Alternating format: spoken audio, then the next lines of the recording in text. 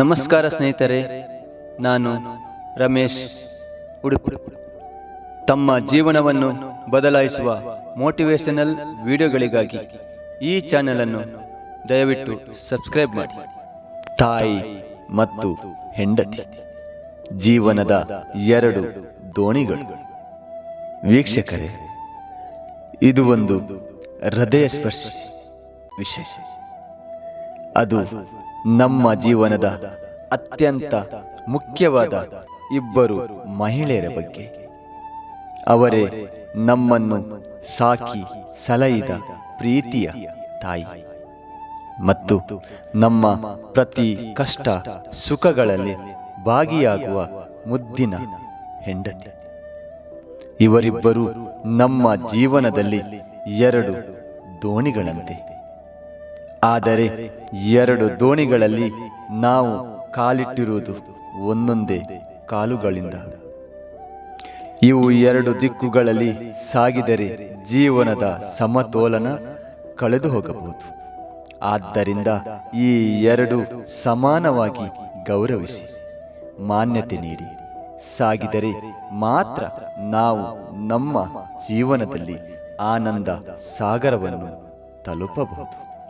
ತಾಯಿ ನಮ್ಮ ಮೊದಲ ಗುರು, ನಮ್ಮ ಮೊದಲ ಪ್ರೇಮ, ನಮ್ಮ ಮೊದಲ ನಗು, ಅಳಲು, ಎಲ್ಲಕ್ಕೂ ಕಾರಣವಾದ ಜೀವ. ತಾಯಿಯ ಮಮತೆ, ತಾಯಿಯ ಆಶೀರ್ವಾದ ಇಲ್ಲದೆ ನಾವು ಬೆಳೆದಿದ್ದರೆ ಇವತ್ತು ನಾವು ಹೇಗಾಗಿರ್ತಿದ್ದೆವು? ತಾಯಿಯ ಕೊಡುಗೆಗೆ ಯಾವ ಬದಲಾವಣೆಯೂ ಇಲ್ಲ. ನಾವು ಎಷ್ಟು ದೊಡ್ಡವನಾದರೂ ತಾಯಿಗೆ ನಾವು ಸದಾ ಮಕ್ಕಳೇ.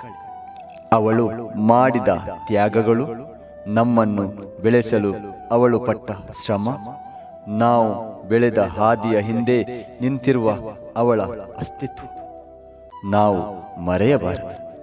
ಹೆಂಡತಿ ಇತ್ತ ಒಂದು ದಿನ ನಾವು ಮನೆ ಕಟ್ಟೋಣ ಅಂದಾಗ ಮೊದಲ ಗಡಿಯಾಗಿ ನಮ್ಮ ಜೀವನಕ್ಕೆ ಹೆಂಡತಿ ಬರುತ್ತಾಳೆ. ಅಕ್ಕಪಕ್ಕದ ಸಂಬಂಧಗಳು ನಮ್ಮ ತಂದೆ ತಾಯಿಯವರಿಂದ ಬಂದಿರುವವರೆಂದರೆ ಹೆಂಡತಿ ನಮ್ಮ ಕೈ ಹಿಡಿದು ಹೊಸ ಕುಟುಂಬವನ್ನು ಕಟ್ಟುವ ಸರ್ವೋದ್ಯಮ ಸಾರಥಿ. ಅವಳ ಪ್ರೀತಿ, ಅವಳ ಸಹನೆ, ಅವಳ ಬಾಳಿನ ಸಂಪೂರ್ಣ ಬದಲಾವಣೆ ನಮ್ಮ ಬಾಳಿಗೆ ಅರ್ಪಣೆಯಾಗಿದೆ. ತಾಯಿಯ ಮನೆಯಲ್ಲಿ ಹಣತೆಯಾಗಿ ನಮ್ಮ ಮನೆಯ ದೀಪವಾಗಿ ಮನೆಯ ಹೊಣೆ ಹೊರುತ್ತಾಳೆ. ಕೆಲವೊಮ್ಮೆ ತಾಯಿಗೂ ಹೆಂಡತಿಗೂ ಸಂಬಂಧಗಳು ಗೊಂದಲದಿಂದ ಕೂಡಿರುತ್ತದೆ. ತಾಯಿ ತನ್ನ ಮಗನ ಮೇಲೆ ತನ್ನ ಹಕ್ಕು ಎಂದು ಭಾವಿಸುತ್ತಾಳೆ. ಹೆಂಡತಿ ತನ್ನ ಗಂಡನೊಂದಿಗೆ ತನ್ನ ಪ್ರಾಮುಖ್ಯತೆಯನ್ನು ಕಾಪಾಡಿಕೊಳ್ಳಲು ಪ್ರಯತ್ನಿಸುತ್ತಾಳೆ. ಇದರಿಂದ ಮಧ್ಯದಲ್ಲಿ ಒಬ್ಬ ಪುರುಷನು ಇಬ್ಬರ ನಡುವಿನ ಸಮತೋಲನ ಕಾಯ್ದುಕೊಳ್ಳುವ ಪ್ರಯತ್ನದಲ್ಲಿ ತೊಂದರೆ ಪಡುತ್ತಾನೆ. ಈಗ ಇಲ್ಲಿ ಬುದ್ಧಿವಂತಿಕೆಯ ಅಗತ್ಯವಿದೆ. ನಮ್ಮ ಜೀವನದಲ್ಲಿ ತಾಯಿ ನಮ್ಮ ಜ್ಞಾಪಕ ಶಕ್ತಿ, ನಾವು ಬಂದಿರುವ ಮೂಲ. ಹೆಂಡತಿ ನಮ್ಮ ಭವಿಷ್ಯ, ನಾವು ಹೋಗಬೇಕಾದ ದಾರಿ. ಇಬ್ಬರಿಗೂ ಗೌರವ ಕೊಡುವುದು, ಅವರ ಭಾವನೆಗಳನ್ನು ಅರಿತು ನಡೆದು ಅವರ ಸಂಬಂಧಗಳ ಮಧ್ಯೆ ಸೇತುವೆಯಾಗಿ ನಿಲ್ಲುವುದು ನಮ್ಮ ಕರ್ತವ್ಯ. ಉದಾಹರಣೆಯಾಗಿ ಅಂದು ಶ್ರೀರಾಮನ ಜೀವನದಲ್ಲಿಯೂ ಕೂಡ ತಾಯಿಯ ಆದೇಶ ಮತ್ತು ಪತ್ನಿಯ ಪ್ರೀತಿಯ ನಡುವೆ ದೊಡ್ಡ ಪರೀಕ್ಷೆಗೆ ಗುರಿಯಾದರು. ಆದರೆ ಅವರು ಇಬ್ಬರಿಗೂ ನ್ಯಾಯ ಕೊಡಲು ಪ್ರಯತ್ನಿಸಿದರು. ನಮ್ಮ ಜೀವನದಲ್ಲೂ ದೇವರಂತೆ ನಾವು ಆಗಬೇಕಾಗಿಲ್ಲ, ಆದರೆ ನ್ಯಾಯ ಕೊಡಬೇಕೆಂಬ ಇಚ್ಛೆ ಇರಬೇಕು ಅಷ್ಟೇ. ಜೀವನದ ಈ ಎರಡು ದೋಣಿಗಳನ್ನು ಒಂದೇ ದಿಕ್ಕಿನಲ್ಲಿ ಸಾಗಿಸುವುದು ನಮ್ಮ ಕೈಯಲ್ಲಿದೆ. ಇಬ್ಬರ ಪ್ರೀತಿಗೆ ಜಾಗ ಕೊಡಬೇಕು, ಒಪ್ಪಿಗೆಗೆ ಸಂಬಂಧಿಸಬೇಕು.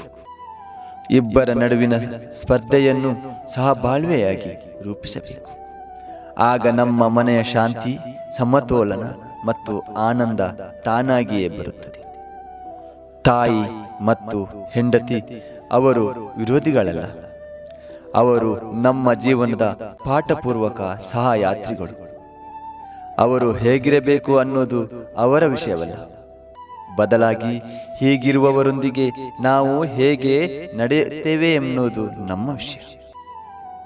ಹಾಗಾಗಿ ಪ್ರೀತಿಯಿಂದ, ಮನಸ್ಸಿನ ನಯದಿಂದ, ಬುದ್ಧಿವಂತಿಕೆಯಿಂದ ಬದುಕನ್ನು ಸಾಗಿಸಿದರೆ ನಾವು 2 ದೋಣಿಗಳಲ್ಲೂ ಕಾಲಿಟ್ಟು ಸಾಗರ ತಲುಪಬಹುದು.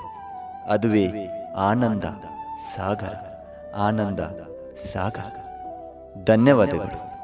ಈ ವಿಡಿಯೋ ನಿಮಗೆ ಇಷ್ಟವಾದರೆ ನಿಮ್ಮ ಸ್ನೇಹಿತರೊಂದಿಗೆ ಶೇರ್ ಮಾಡಿ.